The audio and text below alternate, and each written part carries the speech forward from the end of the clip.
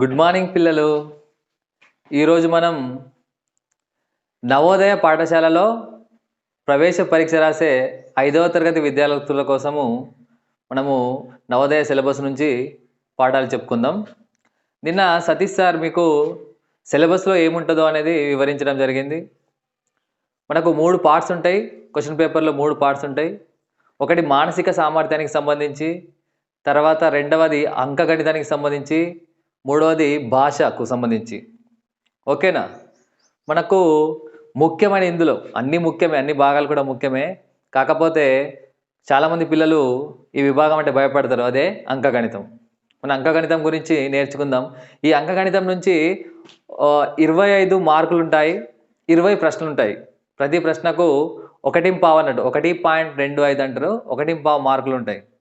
దీని నుంచి కొన్ని పాఠాలు తప్పనిసరిగా వచ్చే కొన్ని పాఠాలు ఉన్నాయి. మనం ఆ పాఠాల గురించి చెప్పుకుందాం. 2-3 రోజులలో మీకు మంచి వీడియోలు మనకు అప్లోడ్ అవుతాయి. వాటన్నిటిని చూడండి. ఈరోజు మనం అంకగణితంకి సంబంధించి అంకెలు మరియు సంఖ్యా పద్ధతి ఈ పాఠం గురించి చెప్పుకుందాం. దీని నుంచి తప్పనిసరిగా ఒక ప్రశ్న అనేది రావడం జరుగుతుంది. ప్రతి సంవత్సరం పేపర్ చూసినట్లయితే మనకు ఈ అంకెలు సంఖ్యా పద్ధతి నుంచి మనకు ప్రశ్న వస్తుంది. సరేనా? ఓకే. మరి మనము వస్తువులను లెక్కిస్తాం. ఓకే, వస్తువులను లెక్కిస్తాం. 1, 2, 3, 4 ఇట్లా 5 అంటాం. అవునా? 5 అంటాం, 10, 20 ఈ విధంగా లెక్క పెడుతూ పోతాం కదా. మరి ఈ సంఖ్యలు మనం ఏవైతే 5 అన్నామో ఈ 5 సంఖ్యను ఏ విధంగా రాస్తారు? మనకు తెలుసు.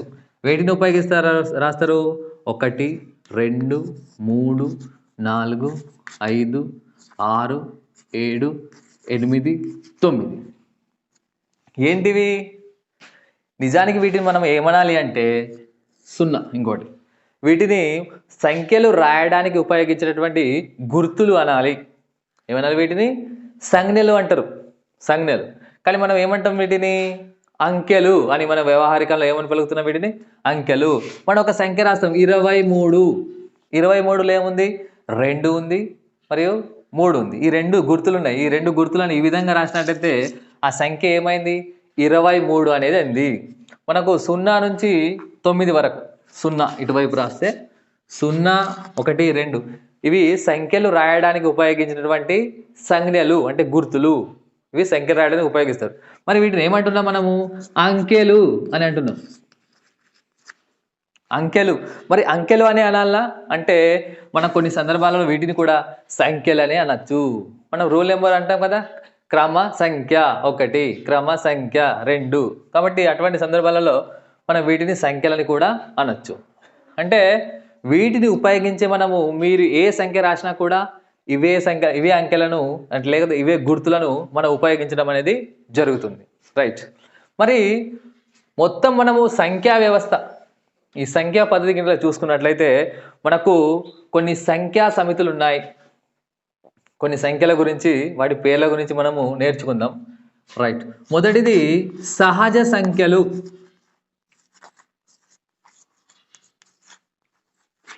సహజ సంఖ్యలు సంఖ్యా వ్యవస్థలో మొదటిది సహజ సంఖ్యలు.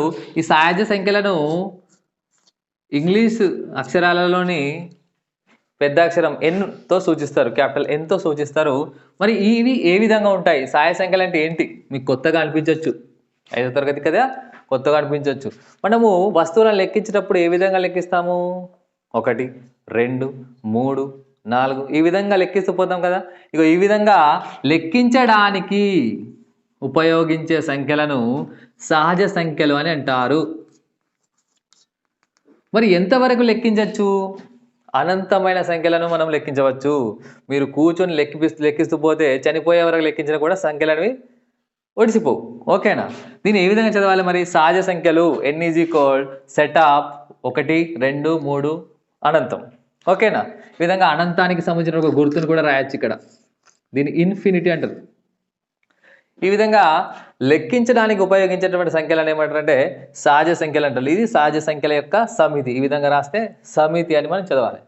మరి తర్వాత రకమైన సంఖ్యలు ఏంటంటే పూర్ణాంకాలు. ఏంటివి? పూర్ణాంకాలు. పూర్ణాంకాలను జెడ్తో డబ్ల్యూతో సూచిస్తారు ఓల్ నంబర్స్. మరి ఇవి ఎలా ఉంటాయి? ఏం లేదు, ఈ పూర్ణాంకాలలో ఒక అంకె చేరుతుంది, అదేంటంటే 0. వీటిని ఏ విధంగా చదవాలంటే సున్నాతో కూడి ఉన్నటువంటి సాయ సంఖ్యలు, మళ్ళీ ఇవే సాయ సంఖ్యలు ఇక్కడ వస్తాయి, కాకపోతే ఇక్కడ ఎక్కువగా ఏముంటుంది 0 ఉంటుంది. సున్నాతో ఉన్నటువంటి సహజ సంఖ్యలనే మనము పూర్ణాంకాలు అనొచ్చు. ఇక్కడ ఎక్కువగా ఉండేది 0 అనేది ఒకటి ఎక్కువగా ఉంటుంది.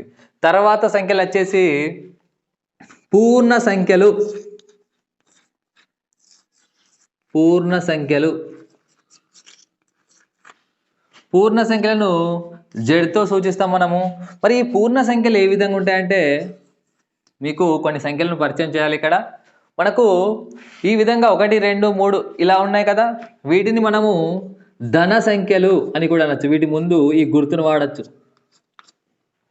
వీటిని ధన సంఖ్యలు అని రాయొచ్చు. మనం సంఖ్యారేఖ ఉపయోగిస్తే ఈ విధంగా రాస్తూ పోతాం, కానీ ఇక్కడ ఫస్ట్ 0 ఉంటుంది. ఓకేనా? ఈ ధన సంఖ్యలు ఇవి రాస్తూ పోతే మనం అటు రాసుకుని పోతాం. మరి దీనికి 0 కంటే తక్కువనా, 0 కంటే తక్కువైన సంఖ్యలు ఉన్నాయంటే ఉన్నాయి, వాటిని రుణ సంఖ్యలు అంటారు. ఈ విధంగా ఉంటాయి, వాటి ముందు మైనస్ గుర్తును పెడతాం మనం. రుణ సంఖ్యలు రాస్తూ పోతే ఇవన్నీ కూడా 0 కంటే తక్కువ. -1 అనేది -2 కంటే పెద్దది, -2 అనేది -3 కంటే పెద్దది. అంటే ఇట్లా చూసుకుంటూ పోతే -2 అనేది 1 కంటే చిన్నది, -3 అనేది 2 కంటే చిన్నది. వీటి యొక్క విలువ అనేది తగ్గుతూ పోతుంది. మనం ఏమని రాయాలి ఇక్కడ? పూర్ణ సంఖ్యలు అంటే 0తో కూడి ఉన్నటువంటి ధన అనంతం, మళ్ళా అటు రుణ,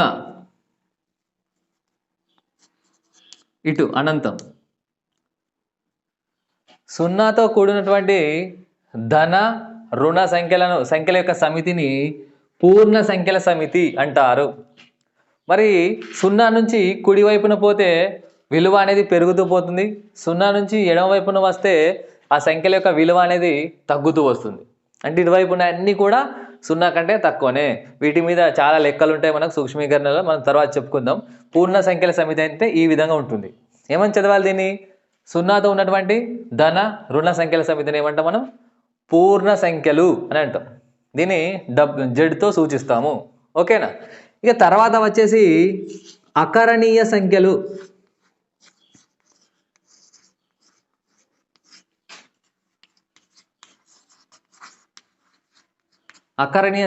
మరి ఇవి ఏ విధంగా ఉంటాయి? ఓకే, మీకు భిన్నాల గురించి పరిచయం అయింది. భిన్నం అంటే ఉదాహరణకి ఏది? ఇప్పుడు 1/2 తెలుసు, 2/3, 3/4, ఈ విధంగా కొన్ని భిన్నాలు ఉన్నాయి. రైట్, మనకు ఈ అకరణీయ సంఖ్యలు కూడా ఏ విధంగా ఉంటాయంటే మన భిన్న రూపంలో ఉంటాయని చెప్పాలి. భిన్న రూపంలో అంటే వీటిని ఏ విధంగా చదవాలంటే P/Q.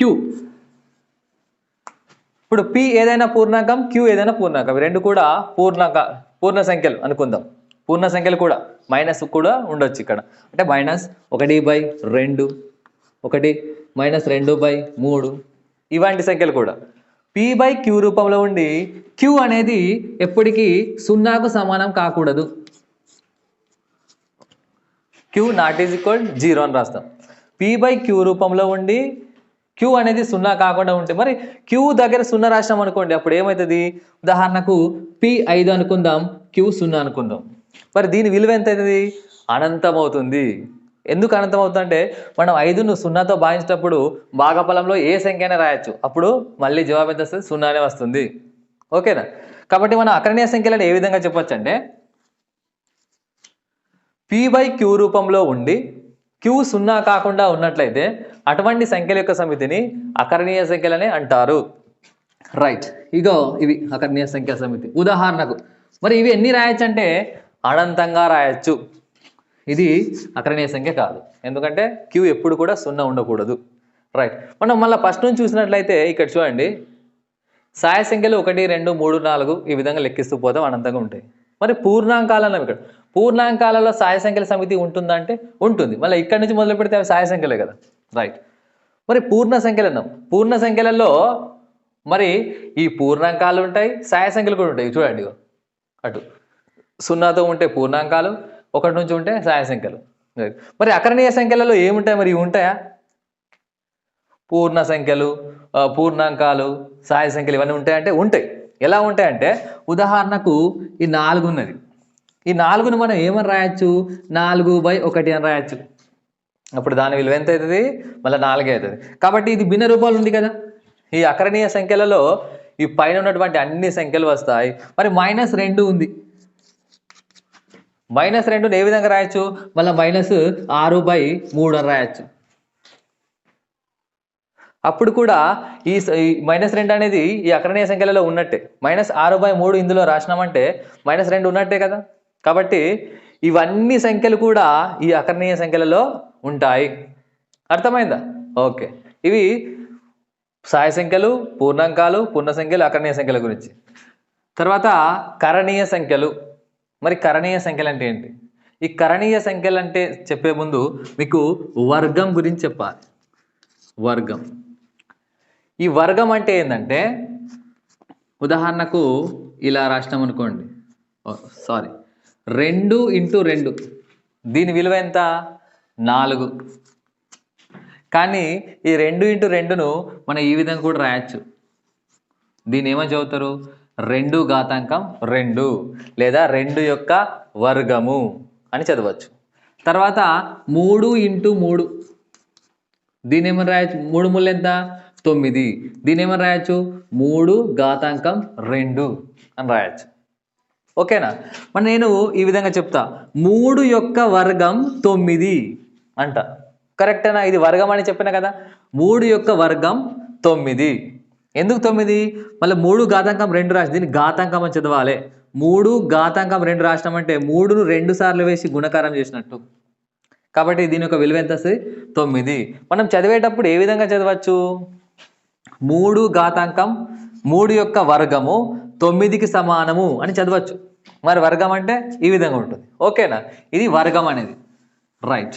మరి వర్గమూలం అని ఇంకొకటి ఉన్నది.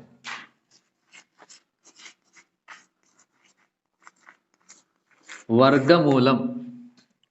ఓకే. మరి వర్గమూలం అంటే ఏంది? ఈ వర్గమూలం అంటే ఏంటంటే ఏ సంఖ్యకైతే ఖచ్చితమైన వర్గం ఉంటుందో ఆ సంఖ్యకు వర్గమూలం అనేది ఉంటుంది. ఉదాహరణకు వర్గమూలానికి ఈ విధంగా గుర్తు చూపిస్తారు. ఓకేనా? ఇప్పుడు ఈ విధంగా గుర్తుపెట్టి ఇక్కడ ఒక సంఖ్య పెట్టినాం అనుకోండి. దీన్ని ఏ విధంగా చదవాలి? √2. ఇది వర్గ సంఖ్య గింట అయితే దీన్ని వర్గంగా రాయగలిగితే అప్పుడు దీనికి ఒక విలువ ఉన్నట్టు. ఉదాహరణకు ఇది 2 పక్కన పెడదాం. √4 అని రాసినాం అనుకోండి. దీన్ని ఏ విధంగా రాయొచ్చు అంటే 4 అనేది ఏ సంఖ్య యొక్క వర్గం అవుతుంది?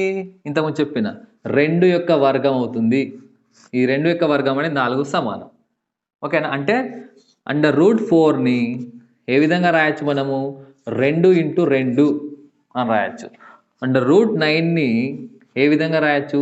3 × 3 అని రాయొచ్చు. కాబట్టి ఈ విధంగా రాయగలిగే సంఖ్యలకు దీని యొక్క విలువ ఉంటుంది. ఈ విధంగా రాయలేని సంఖ్యలకు దీని యొక్క విలువ పూర్ణాంకాలలో ఉండదు. మళ్ళీ దశాంశంగా 1.78 ఈ విధంగా ఉంటుంది అన్నట్టు. కాబట్టి ఈ విధంగా రాయలేని సంఖ్యలను అంటే 2/2, 3/3, 3/2 ఈ విధంగా రాయలేని సంఖ్యలను మనం కరణీయ సంఖ్యలు అని అంటారు.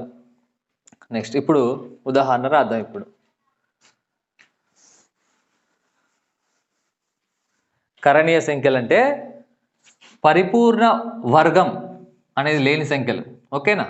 ఉదాహరణకు √2, √3, √4 ఇక్కడ రాదు. ఎందుకు రాదు అంటే దీన్ని 2/2 అని రాయొచ్చు. ఇది ఈ ఘాతాంకానికి క్యాన్సిల్ అవుతుంది. దీని యొక్క విలువ √4 యొక్క విలువ 2కు సమానం. కాబట్టి ఈ 4 అనేది కరణీయ సంఖ్య రాదు. ఈ విధంగా వర్గం పరిపూర్ణ వర్గంగా రాయలేని సంఖ్యలను మనం కరణీయ సంఖ్యలు అంటాం.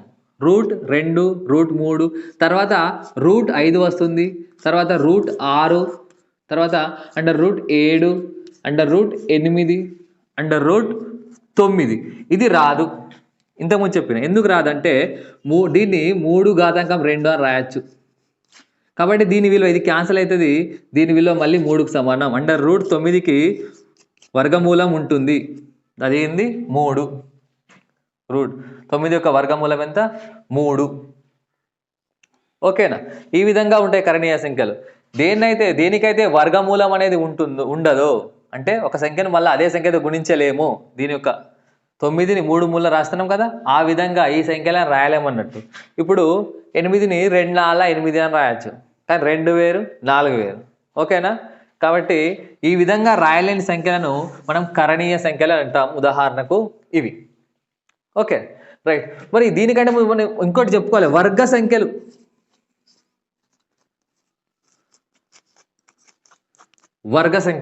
మన వర్గ సంఖ్యలు ఏంటంటే ఒక సంఖ్యను అదే సంఖ్యతో గుణిస్తే వచ్చే ఫలితం అది వర్గ సంఖ్య అవుతుంది. ఉదాహరణకు 1ని 1తో గుణిస్తే వచ్చే సంఖ్య, 2 2తో గుణిస్తే వచ్చే సంఖ్య, 3ను 3తో గుణిస్తే వచ్చే సంఖ్య, ఇవన్నీ వర్గ సంఖ్యలు.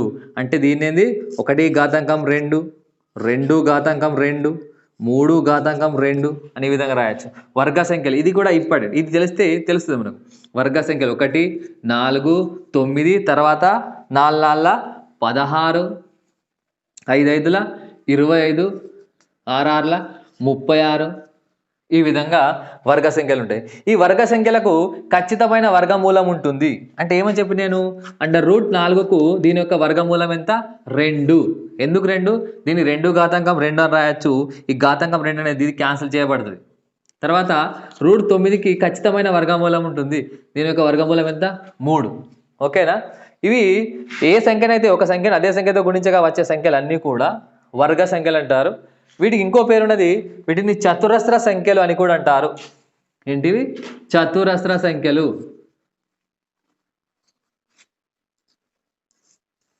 స్క్వేర్ నంబర్స్, చతురస్ర సంఖ్యలు. మరి ఇవన్నీ రాయొచ్చు అంటే అనంతంగా రాయొచ్చు. 3 మూల 9 వర్గ సంఖ్య, 4 4 16, 5 5 25, 6 6 36, 7 7 49, 8 8 64, ఇవన్నీ కూడా వర్గ సంఖ్యలు. ఓకేనా? ఇవి కరణీయ సంఖ్యలు, ఇవి వర్గ సంఖ్యలు. నెక్స్ట్ సరి సంఖ్యలు. సరి సంఖ్యల గురించి చెప్పుకుందాం మనం. సరి సంఖ్యలు ఇవి ఏ విధంగా ఉంటాయంటే, ఏదైనా సంఖ్యను మనం 2చే భాగిస్తే అప్పుడు శేషం 0 కనుక వస్తే మనం ఏదైతే సంఖ్యను భాగిస్తామో ఆ సంఖ్య సరి సంఖ్య. అంటే ఏం చెప్పచ్చు? 2చే భాగించగా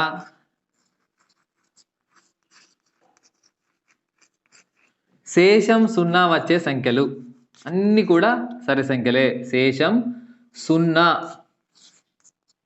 వచ్చే సంఖ్యలు.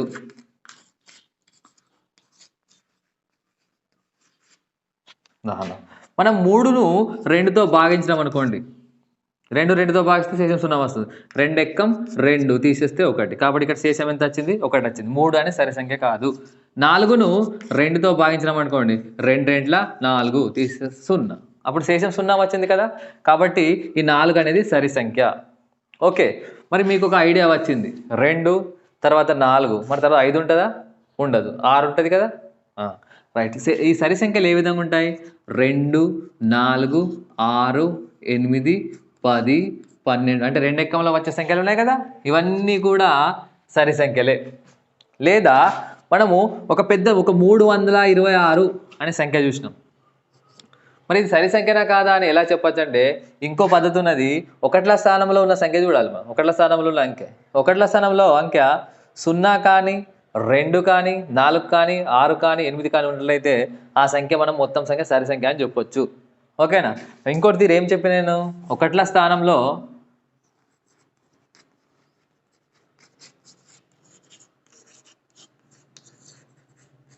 ఏమేమి ఉండాలి? 0 అయినా లేదా 2 4 6 8, ఈ అంకెలు మీకు 1ల స్థానంలో కనిపిస్తే అది డైరెక్ట్గా మీరు సరి సంఖ్య అని చెప్పొచ్చు. తర్వాత బేసి సంఖ్యలు.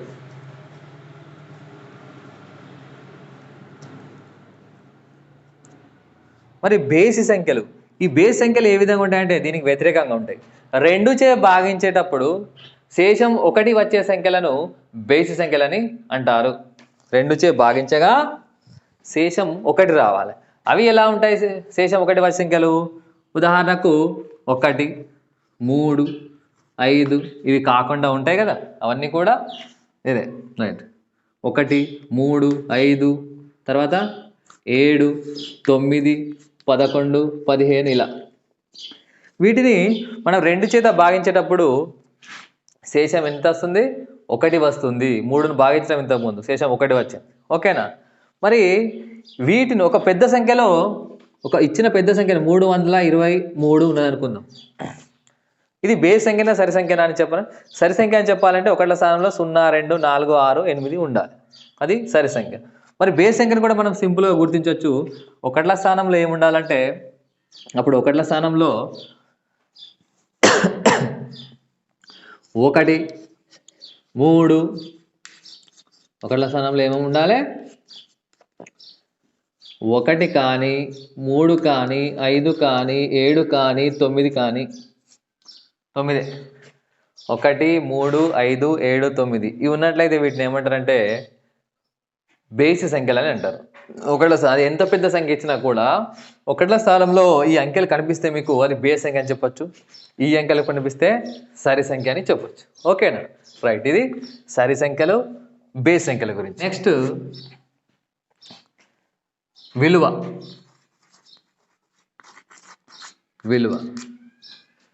ప్రతి సంఖ్యలో అంకెలతో సంఖ్య రాస్తాం కదా. ఈ ప్రతి సంఖ్యలోని ప్రతి అంకెకు ఒక విలువ ఉంటుంది. 2 విలువలు ఉంటాయి, ఒకటి కాదు. ఎన్ని విలువలు? 2 విలువలు. ప్రతి సంఖ్యలోని ప్రతి అంకెకు 2 విలువలు ఉంటాయి. అందులో ఒకటి స్థాన విలువ. ఇది చాలా ఇంపార్టెంట్ పిల్లలు. దీని మీదనే మనకు ఈ పాఠం నుంచి దీని మీదనే మనకు ఎక్కువ ప్రశ్నలు ఉన్నాయి. ఒక సంఖ్య ఇచ్చి ఒక అంకె యొక్క స్థాన విలువ సహజ విలువలో భేదం తెలుసుకోమంటాడు, లేదా 2 అంకెల యొక్క స్థాన విలువలో భేదం తెలుసుకోమంటాడు. ఉదాహరణకు చెప్తాం మీకు తర్వాత. అంటే ప్రతి సంఖ్యలోని అంకెకు 2 విలువలు ఉంటాయి. ప్రతి అంకెకు 2 విలువలు ఉంటాయి. ఒకటి స్థాన విలువ, రెండోది సహజ విలువ.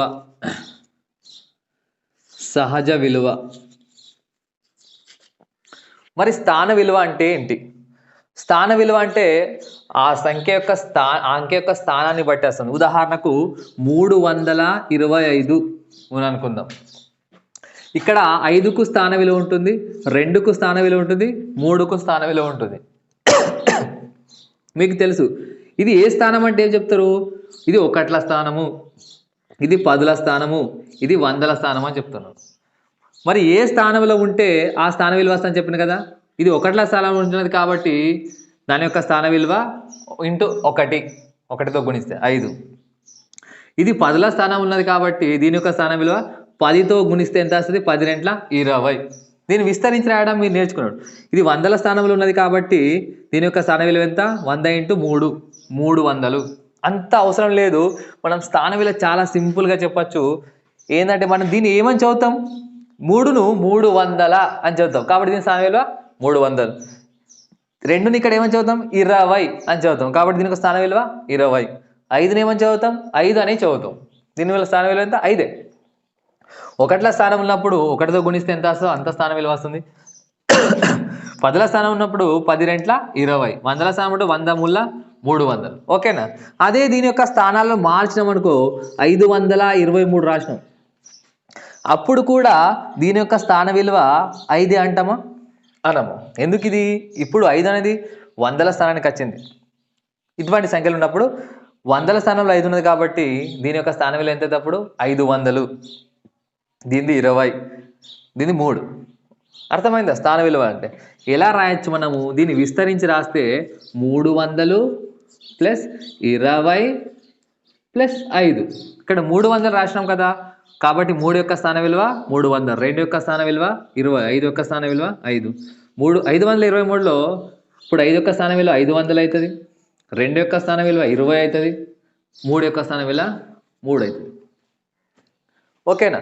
ఇలా రాస్తూ పోతే మనము దశాంశ సంఖ్య అన్నమాట కదా. 1లు, 10లు, 100లు, 1000, 10,000, 1,00,000 ఈ విధంగా రాస్తూ పుడతాం మనం. 1000 కింద ఉంటే 1000 కింద 4 అనుకోండి, 1000 స్థానంలో 4 ఉన్నది. అప్పుడు ఎంత అవుతుంది? 4000. 1000ని 4తో గుణించాలి, 4000. ఇటు పోతే మళ్ళీ 1000, 10,000. ఇక్కడ ఏదైనా సంఖ్య ఉందనుకోండి దాన్ని 10,000తో గుణించాలి. 1లు, 10లు, 100లు, 1000 తర్వాత 10,000 స్థానం వస్తుంది. 10,000 అని అవుతుంది. 10,000 × 5 50,000. అంటే దీనికి ఒక స్థాన విలువ ఎంత అయితే అప్పుడు 50,000 అనేది అవుతుంది. ఇది స్థాన విలువ. ఆ స్థానాన్ని బట్టి వస్తుంది. ఒకట్ల స్థానంలో ఉన్నప్పుడు ఒకట్లు, ఒకటితో గుణించక ఎంత వస్తుందో, 10ల స్థానంలో ఉన్నప్పుడు 10తో గుణించినప్పుడు ఎంత వస్తుందో అంత, 100ల స్థానంలో ఉన్నప్పుడు 100తో గుణించినప్పుడు ఎంత వస్తుందో అంత స్థాన విలువ అనేది వస్తుంది. ఇది స్థాన విలువ గురించి.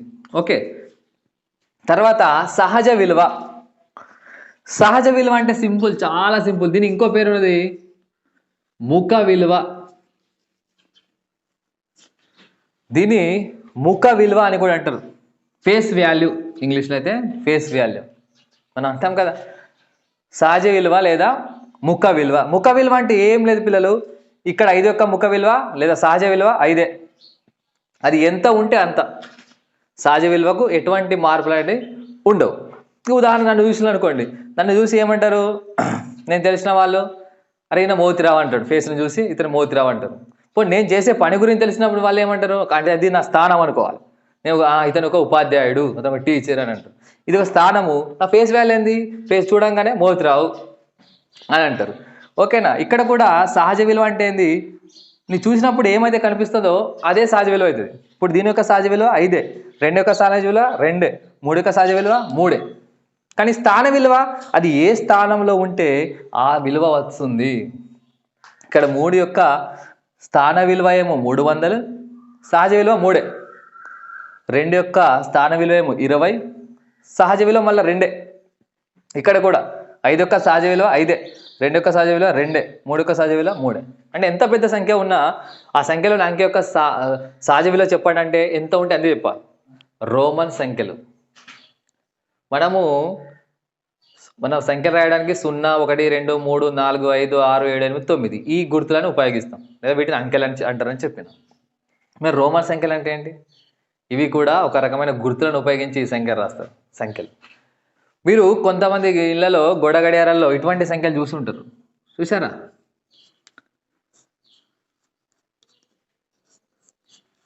ఇటువంటి గుర్తులు చూసి ఉంటారా? చాలామంది చూసే ఉంటారు. అంటే 4 తర్వాత 5, 6 ఇటువంటి గడియారం చూస్తుంటారు కదా. ఈ సంఖ్యలు ఏంటి తెలుసా? రోమన్ సంఖ్యలు. మరి రోమన్ సంఖ్య రాయడానికి వీళ్ళు ఏ గుర్తులను ఉపయోగిస్తారు అంటే ఇలా ఉంటాయి అవి. I, okay, V, X, L, C, D, M English అక్షరాలను ఉపయోగిస్తారు వీళ్ళు సంఖ్య రాయడానికి. మరి వీటికి కూడా విలువ ఉంటుంది. మనం 0 నుంచి 9 వరకు ఉపయోగిస్తామని చెప్పిన కదా సంఖ్య రాయడానికి. వీటిని మనము రోమన్ సంజ్ఞలు అనొచ్చు. అంటే రోమన్ సంఖ్యలు రాయడానికి ఈ గుర్తుల్ని వాడతారు. వీటికి కూడా విలువ ఉంటుంది. ఐ అంటే 1, వి అంటే 5, ఎక్స్ అంటే 10, ఎల్ అంటే 50, సి అంటే 100, డి అంటే 500, ఎం అంటే 1000. ఓకేనా, ఇవి 1000. మరి వీటిని మాత్రమే ఉపయోగిస్తారు. రైట్. వీటిలో ఈ గుర్తులు ఉన్నాయి చూడండి.